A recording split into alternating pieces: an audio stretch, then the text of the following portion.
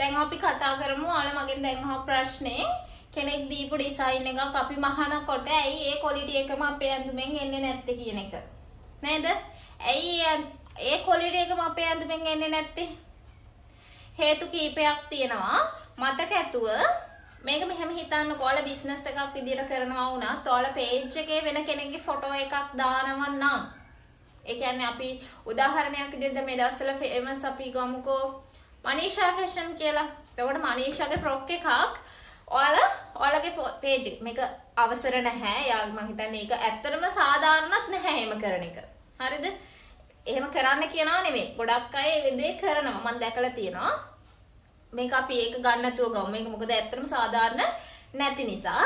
අපි ඔයාලඟට එනවා කස්ටමර් කෙනෙක් මනීෂා ෆැෂන්ගේ මනීෂාගේ ෆොටෝ එකක් අරගෙන මෙන්න මේ ෆ්‍රොක් එක මට කරලා දෙන්න කියලා.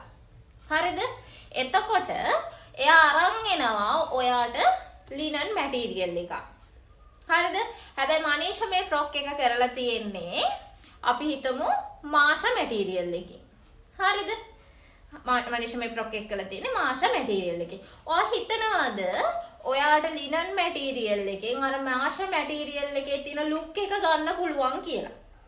ප්‍රධානම කාරණාවක් තමයි හොඳට මතක තියාගන්න වෙන කෙනෙක් කරපු මැටීරියල් එකකට වඩා වෙනස් මැටීරියල් එහා සමාන යන මැටීරියල් එකක් නම් මේ ලුක් එක අපිට ගන්න පුළුවන්. හැබැයි ඔයා හිතන්න අර මං කිව්ව විදියට ලිනන් රෙද්දෙන් මාෂා මැටීරියල් එක ලුක් එක ගන්න බැරි වෙනවා අපිට. අන්න ඒ වගේ තැනකදී අපේ ඇඳුමේ අර ක්වොලිටි එකම එන්නේ නැහැ. ඒ වගේම මහාන කෙනා වෙච්ච ඔයා කරන වැරද්දක් තියෙනවා. මොකද්ද? අපි ගත්තොත් ඒ ඇඳුමේ සියුම් තැන් අපේ ඔළුවට දාගන්නේ නැහැ. හරිද? අපි ලුක් එක බලනවා එයාට සායක් දාලා තියෙන්නේ. නෝමල් අතක් දාලා තියෙන්නේ. ඉස්සරහට බටන් ටිකක් තියෙනවා. එච්චරයි. ඔයා හිතන්න හැබැයි ඒ ඇඳුමේ සියුම් තැන් එයා වෙනස් කරලා තියෙනවා වෙන්න පුළුවන්. එයා දාලා කෙනා වෙනස් කරලා තියෙනවා වෙන්න පුළුවන්. බටන් දැම්මට ඒ බටන් අතර සමහර වෙලාවට නිකන් රැල්ලක් වගේ තියලා තියෙනවා වෙන්න පුළුවන්. නේද? සාමාන්‍ය අත මේ හරියෙන් තිබ්බට මෙතන පොඩි පෆ් එකක් තියලා තියෙනවා වෙන්න පුළුවන්. අන්න ඒ වගේ චූටි දේවල් වලින් ඇඳුමක ලුක් එක සම්පූර්ණ වෙනස් වෙනවා. අන්න ඒ වගේ අවස්ථාවලදීත් ඕගොල්ලොන්ට කස්ටමර් ඉල්ලන ප්‍රොඩක්ට් එකම හරියට දී ගන්න බැරි වෙනවා. ඒ නිසා මතක ඇතුව ඔයා මහාන කෙනෙක් විදියට කස්ටමර් අපිට ඩිසයින් එකක් ගේනවා නම් ඒ ඩිසයින් එකේ තියෙන ප්‍රධානම දේ නෙමෙයි. මෙහෙම කස්ටමර්ට බැලුණත් පේන දේ නෙවෙයි. ඊට හා ගැඹුරින් මේ ඇඳුමේ මොනවද වෙනස් වෙලා තියෙන්නේ? මොන වගේ තැන් වලින්ද එයා චූටි වෙනස්කම් කරලා තියෙන්නේ? අන්නේ දේවල් තමයි ඔයා අධ්‍යයනය කරන්න ඕනි. සිප එකක් දාලා තියෙනවා නම් සිප එකක් දාන්න ඕනේ. දැන් අපි හිතන්නකෝ එයා සිප එකක් දාලා දෙනවා අපි බටන්ස් ටිකක් අල්ලනවා. එතකොට අර එන ලුක් එක සම්පූර්ණ වෙනස් වෙන්න පුළුවන්. හැබැයි මේ වගේම දෙයක් තමයි අඳින කෙනාගේ ශරීරයේ ස්වභාවයත් වෙනස් වෙන්න පුළුවන්. ඒ කියන්නේ හිතන්නකෝ අඳින කෙනාගේ ශරීර ස්වභාවයට එයා දෙන ඩිසයින් එක පොඩ්ඩක්වත් ගැලපෙන්නේ නැහැ කියලා. සාමාන්‍යයෙන් කෙට්ටු ළමයි ඉන්නවා, මහත ළමයි ඉන්නවා. නේද?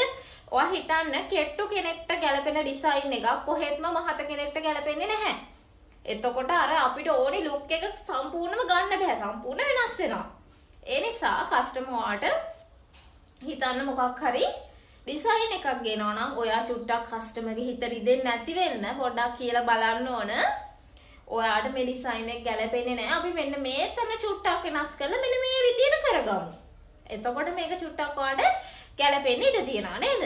ඒ විදියට වෙනස් කරගන්න ඕන. මොකද අඳින කෙනාගේ ශරීර ස්වභාවය අනුවත් ඩිසයින් එක සම්පූර්ණයෙන්ම වෙනස් වෙනවා. ඒක ඇත්තටම වෙන දෙයක්. ඔයගොල්ලොන්ට තේරෙනවා ඇති කඩේකට ගියාට පස්සේ ඩමි එකට අඳලා තියෙන ඇඳුම මාර ලස්සනයි. අම්මෝ දැක්කම ගන්න හිතෙනවා. හැබැයි අපි අඳලා බැලුවම මෙලෝ රහක් නැහැ. එහෙම වෙනවනේ නේද? ඒ හේතුව තමයි අපේ ඇඟට අපේ ඇඟේ තියෙන හැඩයට ඒක ගැලපෙන්නේ නැහැ. ඒ ඩිසයින් එක ගැලපෙන්නේ නැහැ. ඉතින් අන්න ඒ වගේ කාරණා ගොඩාක් තියෙනවා. ඒ නිසා අනිවාර්යයෙන්ම ඔයා තීරණය කර කස්ටමර්ට තේරෙන්නේ නැහැනේ ළමයින්ට තේරෙන්නේ නැහැ. එයාලට තේරෙන්නේ එයාලා දකින්න ඩිසයින් එක ලස්සන මේක කොහොම හරි කරගන්න ඕනේ කියලා. ඒ නිසා එයාලා ආවට පස්සේ ඔයගොල්ලෝ දැනගන්න ඕනේ එයාලගේ හිත රිද්දන්න නැති වෙන්න මෙන්න මෙහෙම තමයි හේතු ටික. අපිට මේක කරනවා නම් මෙන්න මේ රෙද්දම ඕනි, මෙච්චර රෙදි ප්‍රමාණයක් ඕනි, ඒ විතරක් නෙමෙයි ඔයාලට මේ ඩිසයින් එක මෙහෙම කරොත් ගැලපෙන්නේ නැහැ. අපි මෙන්න මේ විදිහට පොඩි වෙනස්කම් ටිකක් කරලා ගමු කියලා කරගන්න. ඒක ඔයාගේ අතේ තියෙන්නේ. ඒ නිසා ඔයා ඒක කස්ටමර්ත් එක්ක ඩිස්කස් කරලා ඒ වැඩේ කරගන්න ඕන.